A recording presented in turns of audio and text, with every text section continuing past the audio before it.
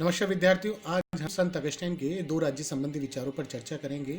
संत Augustine एक महान विचारक है जिसने दो राज्यों की सिद्धांत को व्यवस्थित करते हुए ईश्वर राज्य की कल्पना की है, ईश्वर राज्य को स्थापित करने का प्रयास किया है। संत अगस्टाइन का मानना है कि यदि ईसाई धर्म की व्यवस्थाओं को, ईसाई धर्म की मान्यताओं को, ईसाई धर्म की आज्ञाओं को यदि पालन किया जाए, व्यवस्थित किया जाए, अपने जीवन में उतारा जाए तो निश्चित तौर पर ईश्वरीय राज्य की स्थापना की जा सकती है। और ये जो ईश्वर राज्य है, जहाँ व्यक्ति को आत्मसंतुष्टि प्राप्त होती है, जहाँ सभी का कल्याण होता है, जहाँ व्यक्ति प्रेम भाव, सद्भाव, सम्मान, लोक कल्याणकारी व्यवस्थाओं पर आधारित जीवन व्यतीत करता है। अतः संत अगस्टाइन के द्वारा दो राज्यों की कल्पना की गई है, और ये दो राज्यों को यदि हम दो राज्यों को देखें तो एक राज्य सांसारिक राज्य, दूसरा ईश्वरीय राज्य। सांसारिक राज्य वह राज्य है जो व्यक्ति सामान्य जीवन के तौर पर व्यतीत करता हो, जहाँ व्यक्ति सांसारिक मोह माया, सांसारिक भौतिक वस्तुएं, भौतिक व्यवस्थाओं से घिरा हो, जहाँ विभिन्न प्रकार के अपराध हों, विभिन्न प्रकार की बुराइयां हों, जहाँ व्यक्ति पूर्ण रूप से अपने आप का विकास नहीं कर सकता है, जहाँ व्यक्ति शांतिपूर्ण जीवन व्यतीत नहीं कर सकता।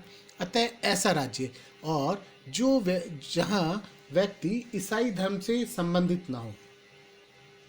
जबकि ईश्वरीय राज्य वह राज्य है जो जिसमें व्यक्ति ईसाई धर्म को प्रमुख रूप से महत्व देता हो, ईसाई धर्म का पालन करता हो, ईसाई धर्म की आज्ञाओं का, ईसाई धर्म की व्यवस्थाओं में पूर्ण विश्वास रखता हो।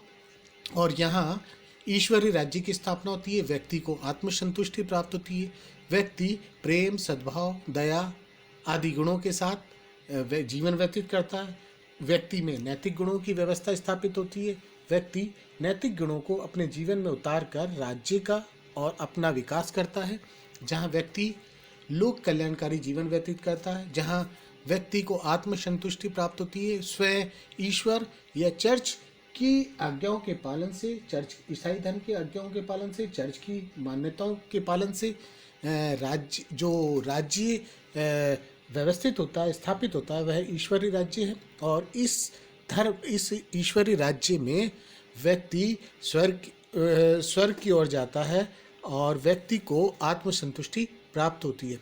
लेकिन वह ईसाई धर्म को, ईसाई व्यवस्थाओं को, ईसाई मान्यताओं को प्रमुख रूप से अपने जीवन में महत्व दे, स्थान दे, तभी यह संभव है।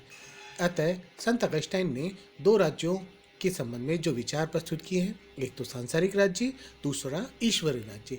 ईश्वरीय राज्य और सांसारिक राज्यों के बीच यदि हम तुलना करें तो निश्चित तौर पर दोनों के बीच व्यापक अंतर दिखाई देता है। सांसारिक राज्य में को और ईश्वरीय राज्य को यदि लक्ष्य के आधार पर हम तुलना करें तो सांसारिक राज्य का जो लक्ष्य है, अधिक से अधिक शक्ति प्राप्त करना। व्यक्ति का यह स्वभाव रहता है कि वह अधिक से अधिक शक्ति प्राप्त करे, उसका अंतिम लक्ष्य यह रहता है कि वह अधिक से अधिक हर क्षेत्र में शक्ति प्राप्त करे। जबकि ईश्वरीय राज्य का यह लक्ष्य रहता है कि वह ईश्वरीय व्यवस्थाओं की, ईश्वरीय राज्य की स्थापना करे, ईश्वरीय व्यवस्थाओं को स्थापित करे और राज्य में न्याय की स्थापना हो, ईश्वरीय राज्य में न्याय की स्थापना हो, ये व्यक्ति का लक्ष्य होता है। आधार के आधार पर यदि दोनों के बीच तुलना करें तो आधार के अनुसार सांसारिक राज्य में व्यक्ति आत्म प्रेम रखता है, व्यक्ति एक दूसरे से बंधा होता है, जबकि ईश्वरीय राज्य में व्यक्ति ईश्वरीय प्रेम में विश्वास करता है, वह आत्मसंतुष्टि में विश्वास रखता है। आत्मसंतुष्टि के साथ साथ वह ईश्वरीय रूप को प्रधानता देता है। ईश्वरीय आध्यात्मिकता से जुड़े होने के कारण वह चरम सुख, चरम ईश्वरीय वंदना को, ईश्वरीय प्रेम को महत्व देता है। यदि सदस्यता के अनुसार यदि हम देखें अंतर, तो सांसारिक राज्य में गैर ईसाई व्यक्ति या गैर ईसाई धर्म को मानने वाले व्यक्ति इसमें होते हैं, और जबकि इस ईश्वरीय राज्य में जो भी व्यक्ति प्रवेश करेगा वह ईसाई धर्म को मानने वाला, ईसाई धर्म के प्रति आस्था रखने वाला, ईसाई मान्यताओं को प्रमुख स्थान देने वाला होना चाहिए। और इस ईश्वरीय राज्य में स्वर्ग की प्राप्ति होती है, ऐसा संत अगस्टाइन ने माना है। व्यवहार के अनुसार यदि हम अंतर देखें दोनों के बीच, तो सांसारिक राज्य में विभिन्न प्रकार की बुराइयां दिखाई देगी। यहाँ जाति, धर्म, लिंग, स्थान आदि के आधार पर भेदभाव किया जाएगा और समाज में अशांति का वातावरण होगा, क्योंकि व्यक्ति अधिक से अधिक शक्ति प्राप्त करना चाहेगा और अधिक शक्ति प्राप्त करने के कारण समाज में विभिन्न प्रकार की बुराइयां होंगी, राज्य में विभिन्न प्रकार की बुराइयां होंगी। जबकि ईश्वरीय राज्य में व्यक्ति प्रेम, सद्भाव, दया, परोपकार, नैतिक गुणों के साथ जीवन व्यतीत करेगा। वह अधिक से अधिक लोगों के कल्याण के लिए कार्य करेगा, अपने कर्तव्यों का पालन करेगा और व्यक्ति को कर्तव्यों का पालन करते हुए आत्मसंतुष्टि होगी। और संत अगस्टाइन का मानना है कि अपने इस ईश्वरीय राज्य में व्यक्ति को आत्मसंतुष्टि के साथ साथ ईश्वरीय प्रेम की भी प्राप्ति होती।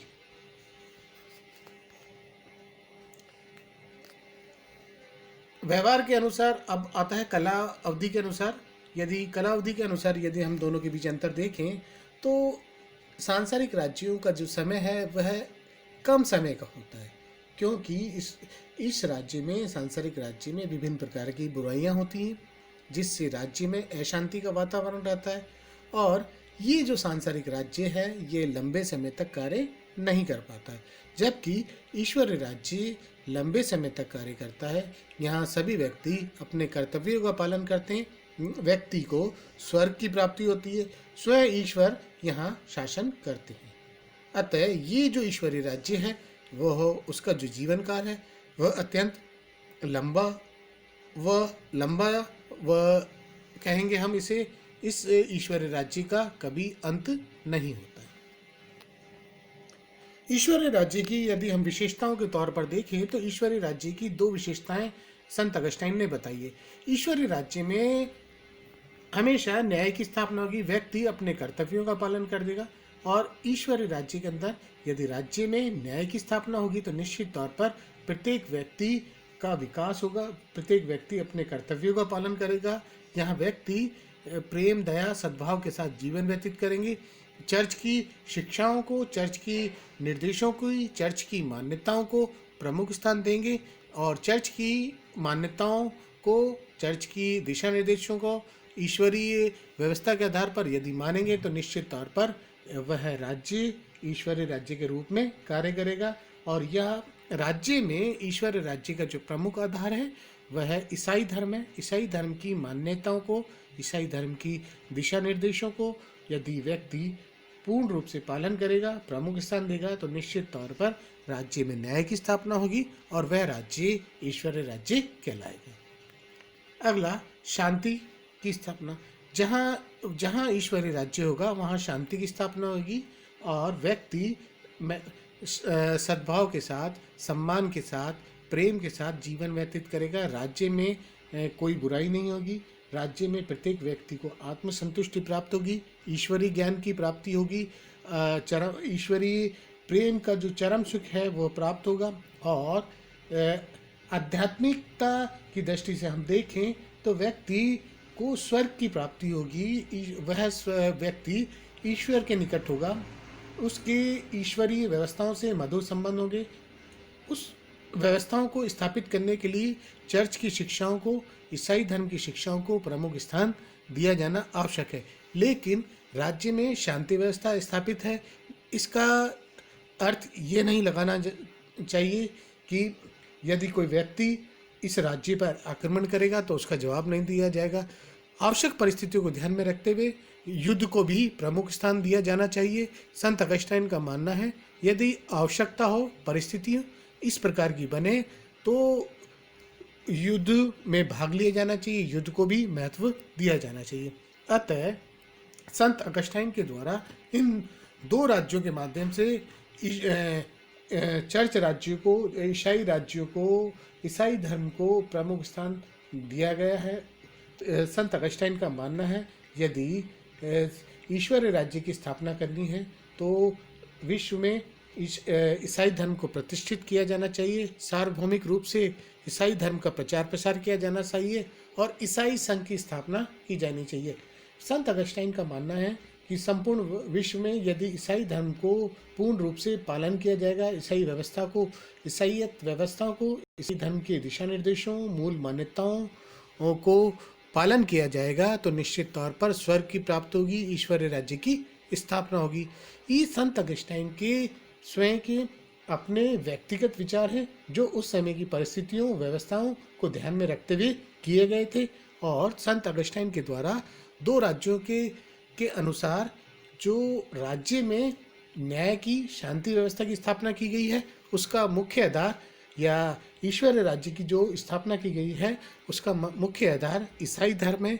ईसाईयत धर्म की मूल मान्यताएं, ईसाई धर्म की मूल शिक्षाएं हैं, चर्च की मूल मान्यताएं और आज्ञा है, जिनका व्यक्ति यदि पालन करता है तो निश्चित तौर पर राज्य में ईश्वर राज्य की स्थापना की जा सकती है। धन्यवाद।